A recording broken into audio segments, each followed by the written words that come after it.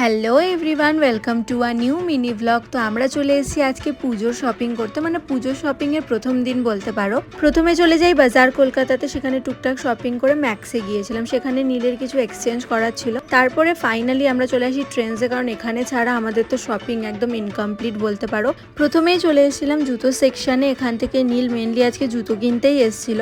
তো এই দুটো শুর মধ্যে ও কিন্তু ব্রাউনটা নিয়েছিল, আর প্রচুর জুতো ও চেক করেছিল। তার মধ্যে এই স্নিকার্সটা ওর ভীষণ ইউনিক লেগেছে, ডিউকের একটা স্নিকার্স যেটা ও নিয়েছে।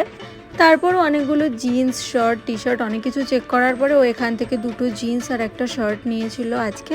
দেন আমরা চলে যাই বিলিং কাউন্টারে, আর ওর মুখে তো হাসি ধরছিলই না। 3 ব্যাগ ভর্তি শুধুমাত্র ওরই আজকে শপিং হয়েছে। তো আমি আজকে কিছু শপিং করিনি, বিকজ আমার আরও সময় লাগবে, সেই জন্যেই।